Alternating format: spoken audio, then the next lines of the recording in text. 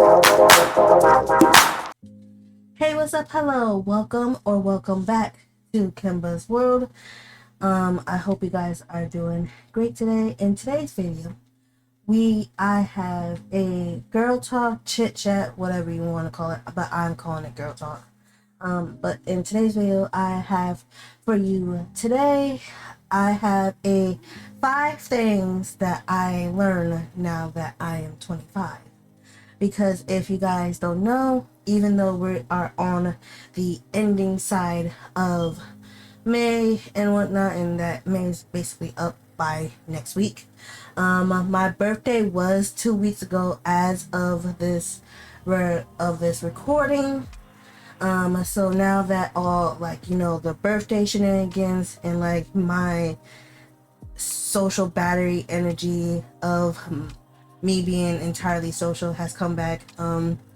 So I'm doing the 5 things that I learned now that I'm 25. Of course, this is not like 5 things that I learned now that I am 25, but this is like 5 things that I learned like over the course of like my 20s and whatnot. And yeah, so now that I'm 25, I feel like this is a good setting. Maybe I will do like 10 things that I learned in my 20s when I hit my 30s and when I hit my 30s in 5 years. Who knows? But for right now, we're going to do a 5 things in our that now that I learned that I'm 25. So let's get on into the lessons. So if you see me like looking off into the this direction, it's because I'm looking at my iPad, but like I'm like my iPad is in like the same spot where my camera is. So with that being said, but lesson number, we're going to go in order from 5 to 1. So we're going to start with number 5 because number 1 is like I would say is like one of my greatest lessons of all, and I'll get into that in all honesty. But number 5 lesson is nobody has it all together. Like with the recent trend of like on TikTok with the social media is fake, here is like several facts about me done by like various different creators. It just goes to show me like how much of like nobody really like has it all together. Like nobody is always mentally stable and whatnot, because what we see on social media doesn't fully entail like what is going on.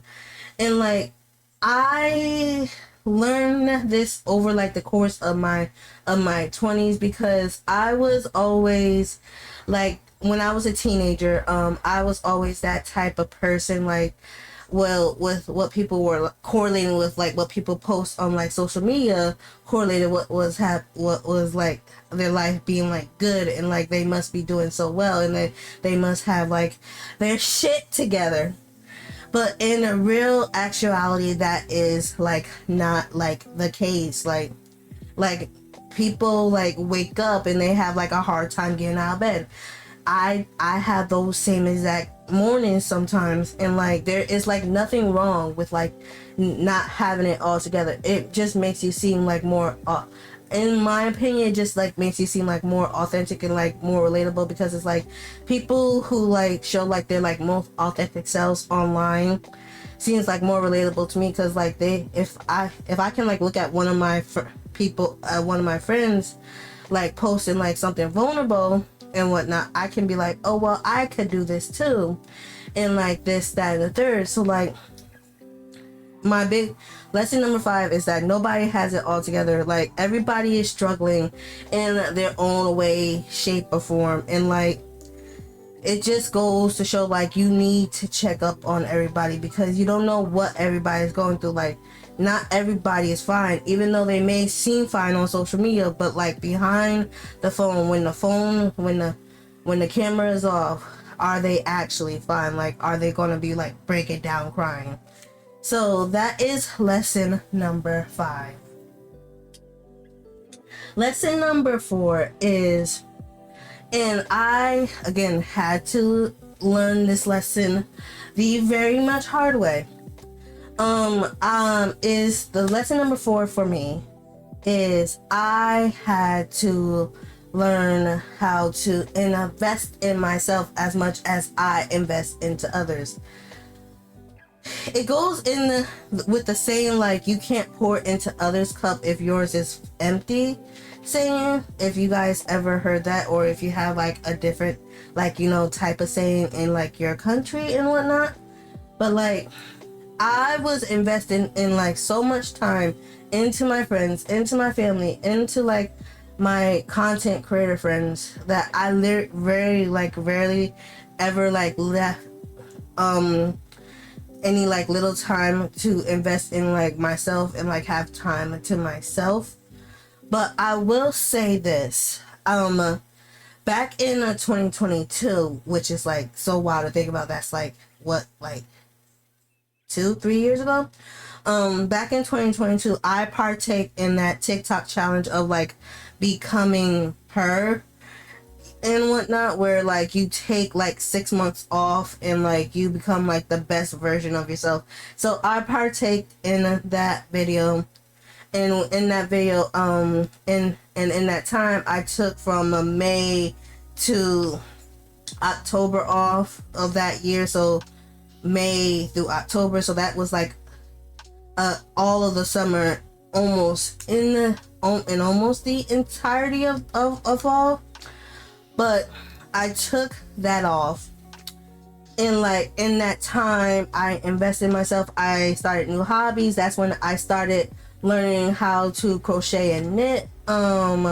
That's when I started picking up drawing again. That's when I started, waking up early and going on like nature walks early in the morning, and once again in another walk late at night. That's where like I was prioritizing my own hobbies and like reading more books, being more fit and whatnot, and like catching up on like my latest TV show. So like I was investing more in myself, and I was highly enjoying it. And like I still continue those like routines all to this day. Like I take like 2 nights a week where like I do like a self-care night, where like I will pour me like a glass of wine. I will turn on like a K-drama, and like I will order out at like a restaurant, and like I will just like listen to like some music while watching some K-drama and eating a very nice meal, and while doing like a sheet mask or like a face mask, and like just doing like self-care things and whatnot. And like those 2 nights a week really mean everything, because that's where I can pour back into myself and make sure that I'm giving all of myself to like other people and whatnot. So like and in that time, like I eliminated so much. Like one of like my main issues was like I had like an extreme like overthinking problem. Like I still overthink to this day. Like the problem's not completely like eliminated and gone, but it's like it severely buckled down from like back in like 2022, 2021 and whatnot. So with me investing more into myself and investing more into my needs and hobbies and whatnot, I do a lot more things and whatnot. So with that being said, if you guys heard shuffling in the background, it was just my mom grabbing like the cat's food, because I'm in the room where we keep the cat's food, so don't mind that. So that was lesson 4. Lesson 3. And lesson 3 is quite a unique one in my opinion. Lesson 3 is that I value experiences over like the valuable things. Like everything that I own, whether that's like, my cell phone, my iPad, my laptop, like all of these are like great possessions, but like the experiences that I gain mean so much in value to me than any of like my possessions. Because like, let me use like the primary example. Me creating content is like one of my biggest experiences, because not only am I like connecting and like sharing like a little bit of like my experiences in my life with all of you, it's like I thoroughly enjoy it, and like this like means more than like my phone and like my TV and whatnot. So like the experiences that I have had and the experiences I'm going to have are like in like so much value to me that I hold them like very near and dear to my heart. I'm probably not explaining that in like the very best way, and I'm like deeply sorry if I'm not, and like if I'm like being extremely vague, because like I feel like with this type of topic, it's like it's not like something that I could go well into like detail and whatnot. And so that is the thing. In lesson number 2, we're almost done with the lessons, y'all. That is something. Lesson number 2 is that relationships take work, whether that's a friendship, a romantic relationship, or like a relationship with your like family, with your family member. Every type of like relationship takes work, you know. It's not like a one-way street, like one person pulls in all the work and the other party just like, you know, sits back and like relax. And like I've been on like the end of like the stick of for like so long with like certain people, where like I'm pulling all the work in the relationship, and once I stop pulling all the work, then I get looked like the bad guy.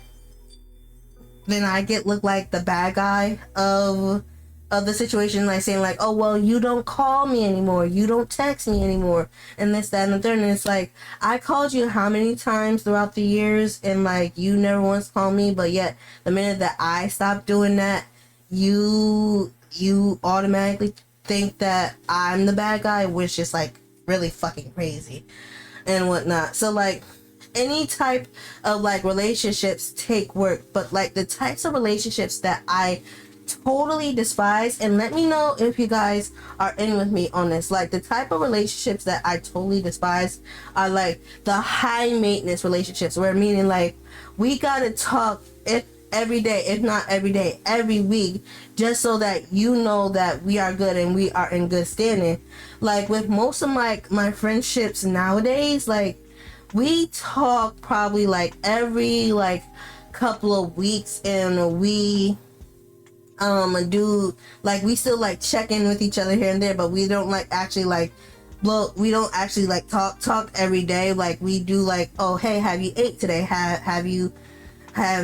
are you like all right, like we do like shit like that majority of the time. So it's just like, so like the high maintenance relationships that require like, oh well, you need to call me like every week, so that way I know that we're on good standing and whatnot. But and it's like, I don't want to like exhaust myself socially because you require me to be clingy and whatnot.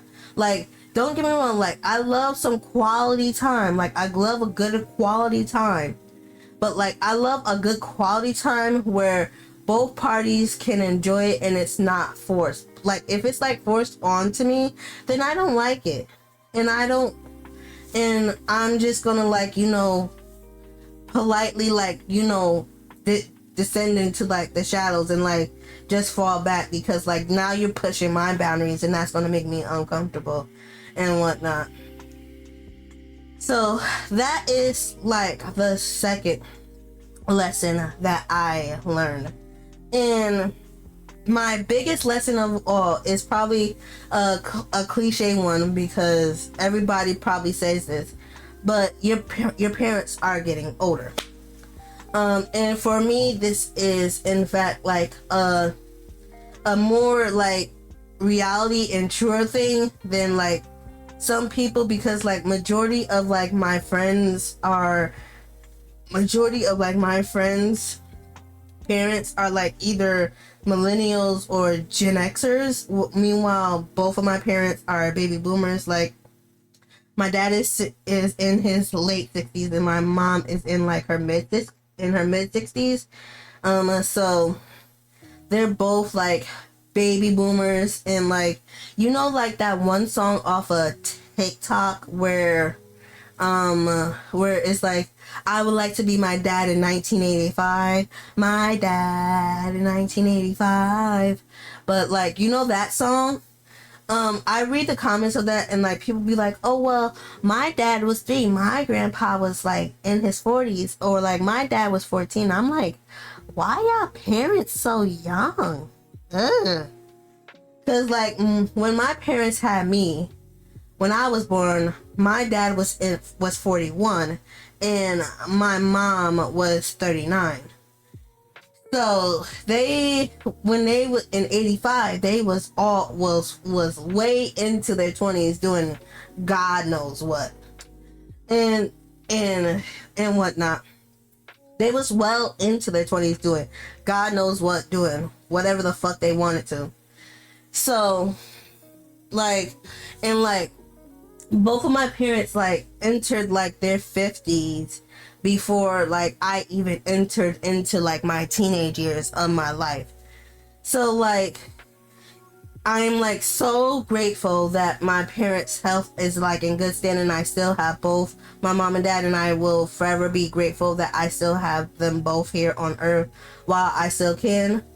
But like, it makes me like a little bit sad sometimes of them being so older, because my siblings that are like in like their 40s and like in like late 30s, they had like kids in like their 20s, and like their kids are like my nieces and my nephews are like around my age and whatnot. And it's like, I have yet to have my first child, and I would like I don't know if this like sounds selfish or not, but like I would like my kids to also experience their grandparents, so that way I don't have to like I don't have only just stories and videos to show them. They can actually like have experience of their grandparents themselves. So like, I tell my mom this every time. Like, I just like hope that she lives long enough to see me have my first child, because she already lived long enough to see both of my sisters have their first child and become mothers. So like, I kind of want that experience of like her seeing her youngest daughter also becoming a mother and whatnot. So yeah, so like my parents are older. And like, I don't and like half the time, unless like I see it on like TikTok with like generational stuff, like I don't realize that they're older until like the generational stuff comes up. Because like I love my parents deeply, but the fact that they're older, that they're getting older, and like when I was out, when it was my birthday like a few weeks ago, I was out to dinner with my dad, and like some people that we have that went to church with us had like swung by the restaurant and like said happy birthday to me, and one of them had to say like, oh, our kids get older, meanwhile we get younger. And that really like sat with me for like a good minute, because I didn't realize that my mom and dad weren't older until like that. I was like, my parents are really in their 60s, just thriving and whatnot. So it was just like mind blowing to like briefly like, you know, think of that and whatnot. So yeah, that is the 5 things that I learned now that I'm 25. Maybe I will do more of these, let me know down below if you like highly enjoy this video, because I got lessons for days in like different categories and whatnot. But if you like the video, please make sure to like and subscribe. Click on the bell notification so that way you can be updated on every time I post a new video. I will see you guys in the next video, whenever that may be. And I hope you have a great day or night, wherever you may be in the world. I love you guys. Bye.